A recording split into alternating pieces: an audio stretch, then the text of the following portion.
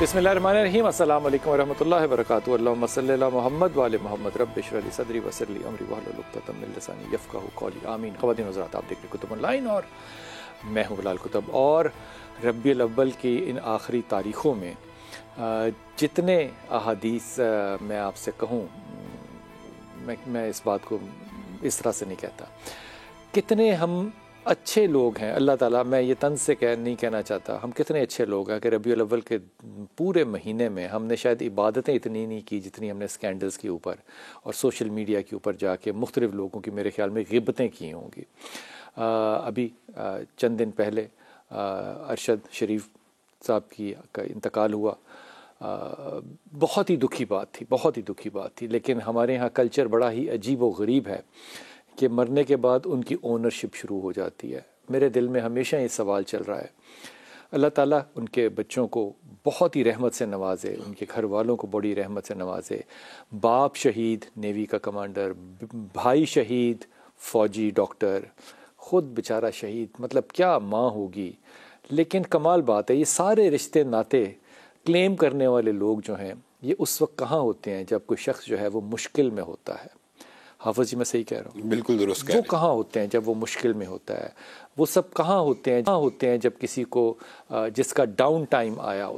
میں بڑے ہی ادب سے، بڑی محبت سے بات کہہ رہا ہوں کہ خدا کے واسطے آپ لوگ تمام جتنے جرنلسٹ ہیں یہ اپنی حفاظت کریں، خدا کے واسطے اپنی زبانوں کی حفاظت کریں، اپنی آنکھوں کی حفاظت کریں، ہر شے کی حفاظت کریں، تاکہ اللہ کے حضور اگر ہمیں حادثتاً جانا بھی ہو تو کم از کم ہم سرخرو ہو کر جائیں۔ خدا کے واسطے اس وقت ملک کے جس طرح کے حالات چل رہے ہیں، میں ایمانداری سے اپنے تمام ان بچوں کو جو جرنلسٹ ہیں، اور یہ طبقہ جو ہے نا، یہ بڑا اوکھا قسم کا طبقہ ہے، میں آپ کو ایمانداری سے بتا رہا ہوں۔ میں نے جرنلزم کا وہ دور دیکھا ہے جب میں میٹرک میں تھا، تو میو ہاسپٹل کی بیک سائڈ پہ پاکستان ٹائم، نوائے وقت اور ان دفتروں کے ان کے دفتر ہوتے تھے اور کتابت کرتے تھے، اور ہم وہاں پہ جا کے پر آر کے حساب سے نا کتابت کیا کرتے تھے۔ میں پاکستان ٹائم کی کتابت کرتا تھا، ان کی سرخیاں بناتا تھا، اور ہمیں پر آر ٹائم ملتا تھا، پھر ایڈیٹر کہا جاتا تھا، پھر ایک ایڈیٹر ان چیف ہوتا تھا۔ ہم نے وہاں سے سیکھا بہت، لیکن میں آپ کو ایمانداری سے کہہ رہا ہوں، وہ جو ایڈیٹرز ہوتے تھے نا شام بھائی، وہ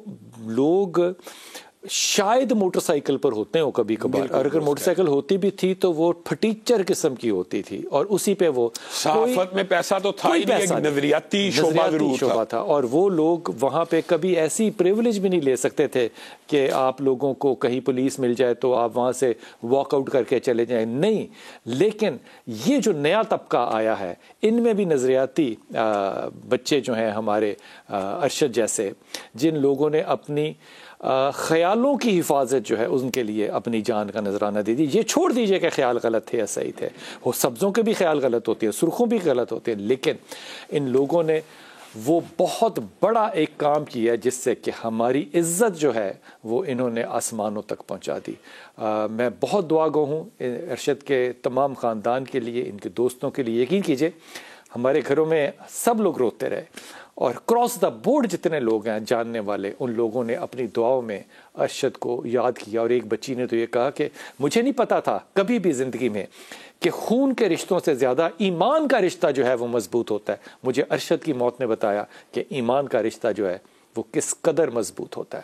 حضور دعائے مغفرت فرما دیجیے گا ارشد کی۔ اللہ تعالیٰ ان کے غریق رحمت فرمائے، اللہ تعالیٰ ان کو جنت الفردوس میں جگہ دے، اللہ تعالیٰ ان کی چھوٹی بڑی ہر خطا کو معاف فرمائے، اللہ تعالیٰ ان کو سرخرو فرمائے، ان کی شہادت کو قبول و منظور فرمائے، اللہ رب العزت ان کی ساری خطائیں زندگی میں جتنی بھی ہیں ان سے درگزر فرمائے۔ اور بلال بھائی، بنیادی طور پہ جو آپ نے بات کی ہے نا، میت جو ہوتی ہے نا، اس کی تو جب وہ اللہ کے ہاں پیش ہو گیا تو پھر اس کی برائی کرنا یہ بہت ہی معیوب بات ہے۔ دوسری بات جو آپ نے کی ہے نا کہ نظریاتی صحافت، چاہے اس کا نظریہ سرخے کا ہو یا سبزے کا ہو، اس سے فرق نہیں پڑتا۔ ہم نے بھی بچپن میں، جیسے آپ نے بات کی ہے، میرے تو اپنے جو اساتذہ تھے جرنلزم میں، ڈاکٹر مسکین علی حجازی ٹائپ کے جرنلسٹ تھے، جنہوں نے شاید پیسے کی شکل بھی نہ دیکھی ہو جو آج صحافت میں پیسہ ہے۔ مولانا محمد علی جوہر کے ہم نے سے پڑھے، ظفر علی خان کے۔ تو بہرحال نظریاتی صحافی آج بھی موجود ہے ہمارے ملک کے اندر۔ جرنلسٹ کے ساتھ گولیاں چلی ہیں، حامد میر کو لگی، اب سار عالم کے ساتھ ہوا.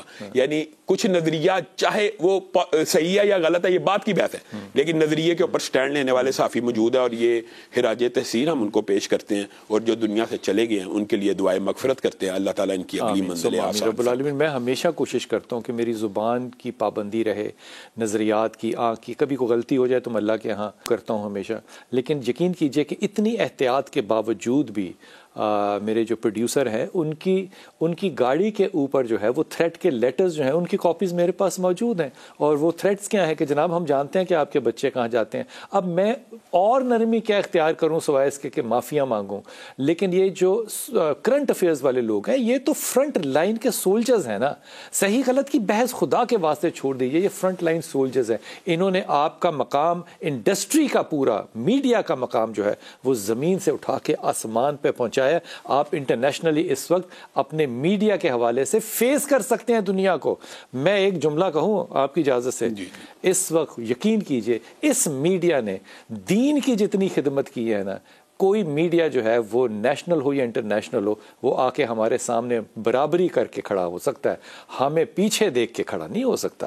ہم بہت ہی زیادہ حفاظت کے ساتھ اور احتیاط کے ساتھ جن چیزوں کو آگے لے کر بڑھے ہیں، اللہ تعالیٰ اسے قبول بھی کرے اور میرے سب بچوں کی حفاظت بھی فرمائے. آمین ثم آمین. جی ایمن، جو یہ جرنلزم کا پیشہ ہے نا، بلغ ما انزل الیک، ابلاغ عامہ پیغمبرانہ کام ہے. ابلاغ کرنا پیغمبرانہ کام ہے. اگر آپ اچھا ابلاغ کریں گے آپ اسی صفت کے اوپر. آمین آمین آمین. جی بیٹا، جی ایمن بیٹا، جی ایمن. وعلیکم السلام. جی سر کیسے ہیں آپ؟ اللہ کا شکر ہے میری پیاری بیٹی، حکم فرمائیے بیٹا. سر میں نے آپ سے بات کرنی تھی کہ میرے بھائی کا نام محسن علی ہے اور جس کے شادی کرنی ہے اس کا نام ثانیہ ہے. کیا نام ہے اس کا؟ ثانیہ. ثانیہ؟ جی ثانیہ نام ہے اس کا. اچھا. تو سر اس مہینے ہم لوگوں نے شادی، تو کیا یہ صحیح ہے؟ شادی ہو گئی ہے، منگنی ہو گئی ہے، نکاح ہوا ہے؟ نکاح بھی نہیں ہوا، ہم لوگوں نے شادی کرنی ہے دوسری. فیصلہ جب گھر میں کر لیا تو پھر کیوں رائے مانگتے ہو میرا بیٹا، یہ بتاؤ. سر پہلے ہم لوگوں نے تیسرے مہینے شادی کرنی تھی تو لیٹ ہو گیا تھا. کیوں، کس کی طرف سے لیٹ ہو گیا تھا؟ ان لوگوں کی طرف سے. اس کی کیا وجہ تھی بیٹا؟ اس کی وجہ یہ تھی انہوں نے اس کی چھوٹی سی کی شادی کرنی تھی. ہاں اچھا، میں یہ بتاؤں، تمہارا بچہ، تمہارا بھائی جو ہے یہ بہت اچھا بچہ ہے. تمہارا بھائی بہت اچھا بچہ ہے.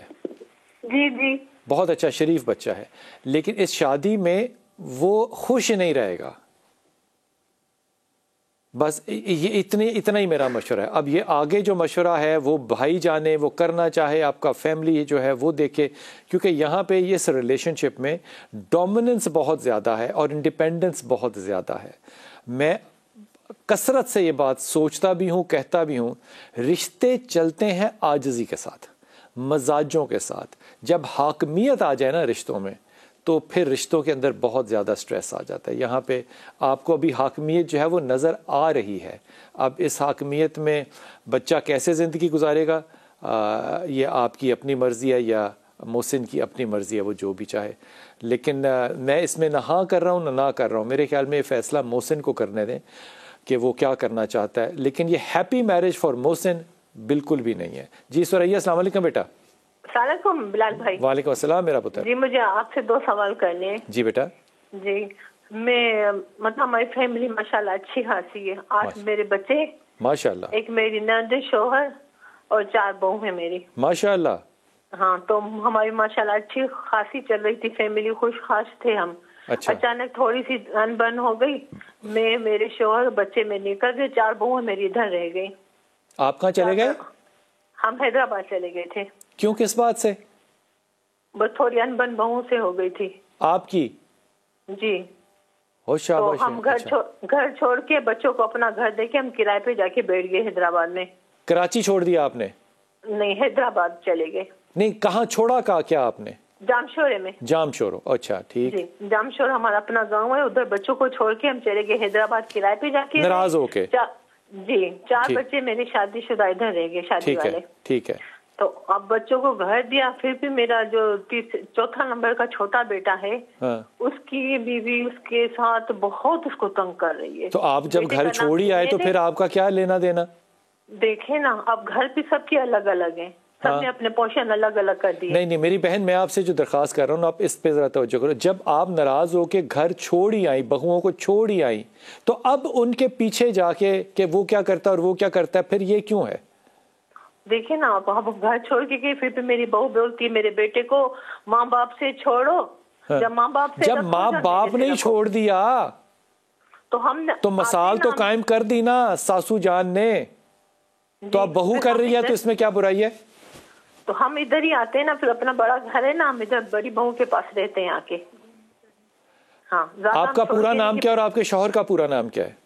غلام حسین سریا. سریا غلام حسین میں کوئی برائی ہے؟ آپ دیکھیں. آپ بتائیں نا، بیوی ہیں، میں کیوں دیکھوں؟ مجھے جھانکنے کی کیا ضرورت ہے؟ کچھ بھی نہیں. میں ماشاءاللہ شوہر اچھے ہیں، 40 سال ہماری شادی کو ہو گئے. ہاں اللہ اسی پہ جنت دے گا اس کو انشاءاللہ. اندھن کبھی بھی نہیں. میرے شوہر شریف ترین آدمی ہے، اس کے باوجود آپ نے اتنا مزاج کیوں دکھایا کہ آپ بہوؤں کو اور بیٹوں کو چھوڑ کے گھر سے آگے ناراض ہو کے؟ یہ کوئی 16 سال کی لڑکی کا تھوڑی کام ہے. آپ ساس ہیں، آپ ماں ہیں. میں بہت مشکل سے نکلی ہوں بلال بھائی، مجھے بہت. بھائی آپ افغانستان سے نکلی ہیں، ہاں جام شوروں سے نکلی ہیں.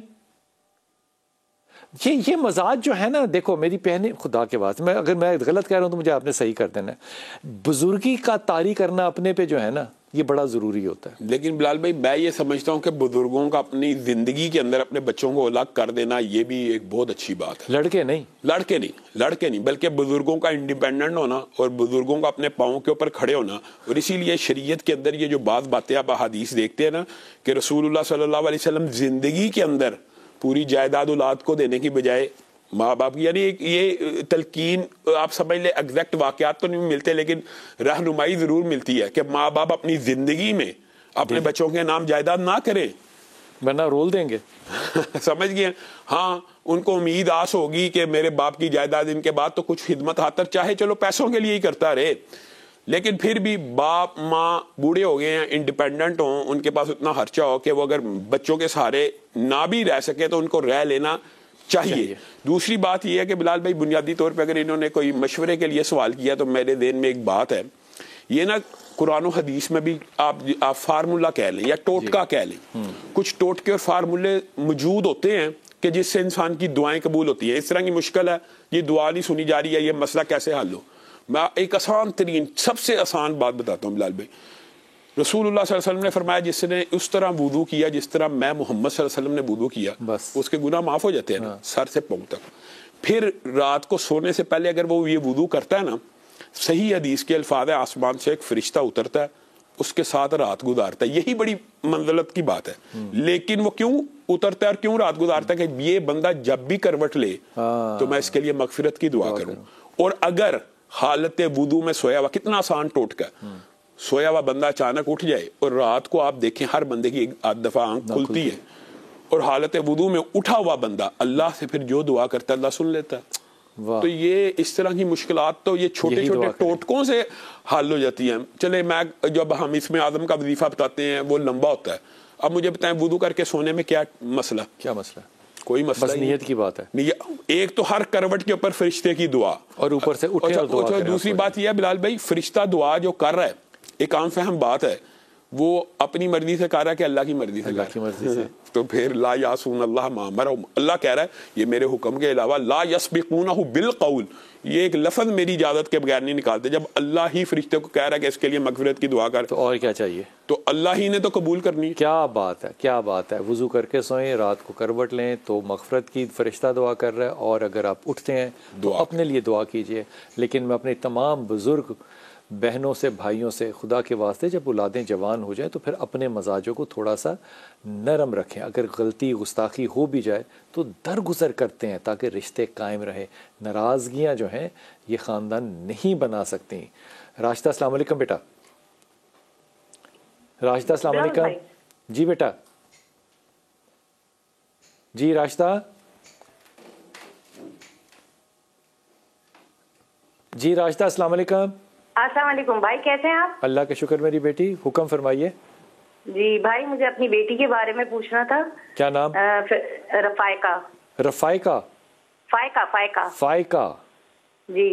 اچھا. وہ فزیوتھراپی کی پڑھائی کر رہی ہیں، 3 سال ان کے کمپلیٹ ہو گئے. اچھا. جو بھی کچھ یاد کرتی ہیں نا تو بھول جاتی ہیں. تو فزیوتھراپی کے کون سے ایئر میں؟ 3 سال کمپلیٹ ہو گئے. 1 سال رہ گیا. 2 سال رہ گئے. 5 سال کا ہے نا؟ جی 5 سال. ٹھیک ہو گیا. 2 سال. اگر مجھے بتاؤ کہ 3 سال اس نے کر لیے تو پہلے 2 سال اس نے یاد کیا ہی کچھ ہوگا تو چلا نا کام آگے. جی جی، لیکن بس وہ یہی بولتی ہے مما میں جو کچھ یاد کرتی ہوں مجھے ایسا لگتا ہے میں بھول گئی سب کچھ. بالکل غلط کہہ رہی ہے، کچھ بھی نہیں بھولتی وہ. پہلی بات تو یہ چھوڑ دو، نہیں وہ کچھ نہیں بھولتی. اگلی بات. اچھا، دوسرا یہ کہ اس کا ایک رشتہ آیا ہے، لڑکے کا نام عریش ہے. دیکھو فائقہ کا عریش کے ساتھ سلسلہ جو ہے وہ نہیں چلے گا. یہ میری بدگمانی سمجھ لو یا میری رائے سمجھ لو، یہ نہیں چلنے والا. وجہ تمہیں بھی پتہ ہے کہ فائقہ میں جو مزاج کا ایشو ہے، خود پرستی کا ایشو ہے، اینگر کا ایشو ہے، یہ وہ بچہ نہیں لے گا. اچھا. اب اس پہ کیا تم نے کرنا ہے یہ تم خود سوچو. یہ چلنے والا نہیں ہے کسی صورت بھی. یہ لڑائی میں ختم ہوگا. اگر ہو بھی جاتا ہے تو لڑائی میں ختم ہوگا. یہ مزاجوں کی جنگ ہوگی. بیٹی کا پتہ ہے نا تمہیں اپنی؟ جی جی. تو تمہیں لگتا ہے میں نے کہا میں نے پہلے بھائی سے مشورہ کروں گی تو پھر میں آگے بڑھوں گی. ہاں وہ بات درست ہے، لیکن دیکھو بچیوں کے مزاجوں کو مائیں جانتی ہیں. پردہ ڈال کے رشتے نہیں کرتے. انسان 1 مہینہ 2 مہینے 6 مہینے ایکٹ کر سکتا ہے، ایکٹنگ کر سکتا ہے، نہیں کر سکتا پھر. اس لیے مزاجوں کے ساتھ اس بچی کے لیے وہ رشتہ چاہیے جو اس کی مانتا ہو، جو اس کی سنتا ہو. بیٹی سے کہو کہ 2 کام کرے. اب ایک تو اس کو اپنے وزن کو کم رکھنا ہے فائقہ کو، کیونکہ اس کے اندر ہارمونز کے پرابلمز جو ہے نا وہ سر اٹھائیں گے. کب اٹھائیں گے مجھے نہیں پتا، لیکن اس کو اپنا غصہ کم رکھنا ہے اور شادی کے لیے پڑھنا ہے. اور وہ کیا پڑھنا ہے حافظ فرمائیں گے. بلال بھائی اگر صرف شادی کروانے کے لیے جو وظیفہ ہے وہ ربی انی لما انزلت الی من خیر فقیر، سورۃ قصص آیت نمبر 24. اس کے علاوہ استغفار، تسبیحات بندہ ساتھ ساتھ پڑھتا رہے تو اللہ کے فضل سے بہتر رشتہ آتا چلا جاتا ہے. اور جہاں تک یاداشت کا تعلق ہے نا بلال بھائی، اس کے بارے میں محدثین نے بڑا لمبا چوڑا کلام کیا جس کا میں خلاصہ آپ کے سامنے رکھتا ہوں کہ اگر انسان ترک معاصی کرے نا، اور یہ ایک شعر بھی ہے، شکوت الی وکین لسوء حفظی فارشدنی الی ترک معاصی، کہ امام شافعی نے اپنے استاد سے اپنے نا یہ یاد نہ ہونے کی شکایت کی تو انہوں نے اس کو کہا کہ گناہوں کو ترک کر دے، اور کہا کہ اللہ کا جو علم ہوتا ہے نا وہ نور ہے، اور نور اللہ لا یعطی لیاسی، اور اللہ کا جو نور ہوتا ہے نا وہ گناہ گار کے سینے میں نہیں رہتا یا دماغ میں نہیں رہتا. علم یہ بات سمجھ میں آ گئی نا کسی کے بھی تو خدا کی قسم مرنے تک صدقہ جاریہ ہے. وقفہ لے کے واپس آتے ہیں. کیا بات.